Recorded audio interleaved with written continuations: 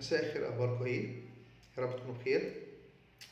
احنا في اخر الفيديو اللي فات قلت لكم كده كلمه صغيره خلاص، ان هي في جزء من ضمن اسباب ان يكون عندك بتطرح مهاجره هو ان انت ما اخترتيش الجراح اللي بيمشي بالتكنيشن او بيمشي بالتكنيكاليتيز الكويسه اللي تقلل فرص الفوز ده عندك. فاذا واحده من ضمن اسباب ظهور بتطرح المهاجره هو اجراءات خاطئه او تصرفات خاطئه بتتم اثناء القيصريه. ودي هقولها سواء ليكم انتوا كبيشنتس او حتى لحد من الدكاتره، مش عشان دي ساعات بتفوت ناس كتيره جدا، الا وهي طريقه تنظيف الرحم من بعد ما يتم اخراج البيبي والمشيمه. احنا هنشتغل في اكتر من فوطه موجوده بنستخدمها. بقولها دايما حتى الدواب بتوعي، بقول لهم يا جماعه انتوا شغالين ركز في الحته دي قوي. لما باجي استخدم فوطه بعد ما شلت البيبي وطلعته بالسلامه ما شاء الله الحمد لله، وشلت البلاسينتا، لازم بعمل تنظيف بايدي واتاكد ان في حاجتين جوه موجودين. جزء فيهم مش في موضوعنا النهارده، هو وجود ان في فتحات موجوده او بنسميها ساينس ما اتقفلتش كويس ومحتاج يتاخد فيها انترنال سوتشرز، هاخد فيها غرز داخليه، وده مش موضوعنا النهارده. والموضوع الثاني نتاكد ان مفيش بقايا موجوده جوه. فبعمل ده ازاي؟ باجي فوطه بحطها على ايدي وبدخل انضف التجويف الداخلي كله واسحب اي حاجه لسه ما طلعتش عشان اتاكد ان مفيش بقايا موجوده من المشيمه في هذا المكان. الفكره بقى والتركه كلها في الفوطه دي، الفوطه التي تم استخدامها عشان خاطر اعمل بيها تنظيف للتجويف الرحمي بعد القيصريه واخراج البيبي والمشيمه، لا يجوز استخدامها تاني في اي مرحله من مراحل التنشيف والتنظيف من بعد قفل الرحم لحين الوصول الى الجلد بره. عشان كده في بعض الستات يقول دكتور انا لقيت عندي بطانه رحم مهاجره في الجرح. انت السبب، اول اجراء هو السبب، ان ما اخترتيش وما ركزتيش وما فهمتيش. الفكره مش ان انا اشتغل خلاص، الفكره ان انا اشتغل صح. فاللي بيحصل ان لو استخدمت الفوطه دي وعليها بقايا خلايا من جوه في اي مكان، انا عملت لها سم سورت امبلانتيشن باي ماي هاند، انا بايدي انا اللي عملت كده في نفسي او في المريضه. فمهم جدا، ودي نقطه ناخد بالنا منها في اي شغل، ودي مش موجهه ليكم انتوا طبعا يعني، بس بعرفك دي واحده من المشاكل اللي بتحصل. فدي اديك عرفتي واحد من الاسباب، والشق الثاني اللي هيتفرج ياخد باله بعد كده وهو شغال ان الفوطه دي ليها استعمال جوه بس، بتبقى شايله انسجه كتير.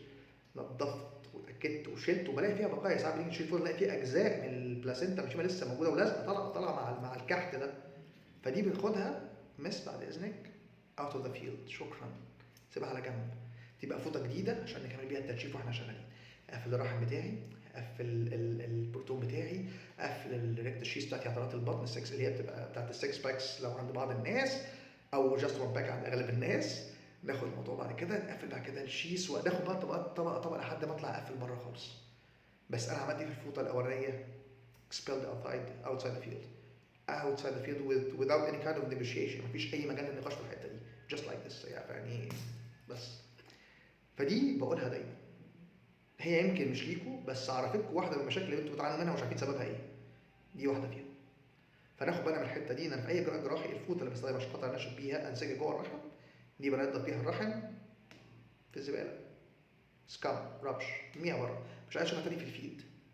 وابتدي انشف بفوطه نظيفه عاديه خالص، جاست البلاد كلوت او البلاد اللي بيحصل وانا ماشي، بيحصل اذا كان بقى برفريت وريفر اي حاجه، سمول بلاد كابيلاريز وريفر اي حاجه، بشوفها بفوطه عاديه نظيفه مفيش عليها اي دبريز واي بقايا، والدنيا جميله لحد ما اخلص خالص.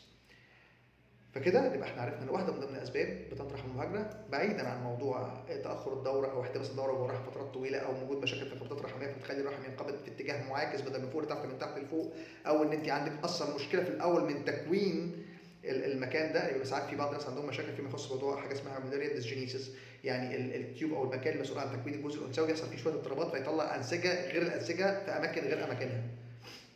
تمام، وده وارد. او ان احنا قلنا بتتنقل عن طريق الدم والجهاز الليمفاوي في الجسم، او في بعض الاحيان نتيجه مشاكل لها علاقه بالجينز والاميونولوجيكال فاكتورز والكلام ده، ليه علاقه بالاميونيتي بتاعت الست، او ليه علاقه بالجينات والكلام ده كله. الموضوع ممكن يكون متعارف عندها اكتر نتيجه ان مثلا العيله دي عندهم الموضوع ده زياده شويه، نتيجه ان عندهم افراز كتير اللي هم معانا السترويدز، فده بيخلي الاستروجين عندهم عالي فيخلي عندهم قابليه اكتر لحصول بتطرح المهاجره والاخر من الكلام ده.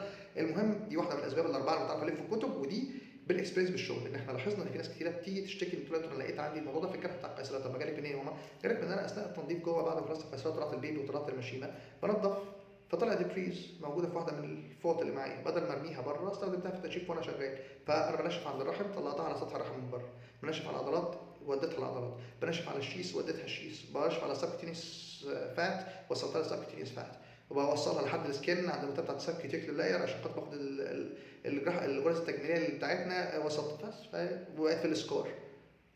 تمام. فتبقى دي عارفاها ليكي ودور عليها تختاري هتعملي ازاي.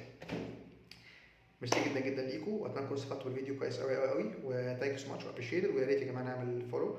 وفي نقطه مهمه جدا قلتها، اي حد عنده سؤال بتكتبوه دايما في الفيديوز اللي موجوده، اكتبوا الكومنتس بتاعتكم او الاسئله بتاعتكم في شكل كومنتس على الفيديوهات، كده كده بتتجمع بعد فتره.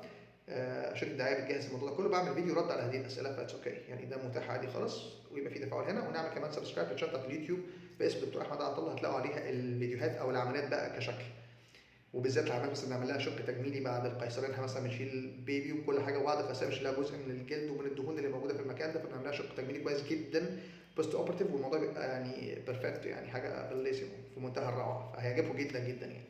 فالجزء الجراحي هتلاقوه مكتوب اكتر او موجود اكتر كفيديوهات في الشانل بتاعت اليوتيوب، لكن هنا الشق اللي مش هيبقى فيه بلاد كتير، يعني لو ما فيهوش دمويه كتير، هيبقى موجود هنا ان شاء الله كفيديوهات تعرفوا منها تفاصيل اكتر عن حاجه.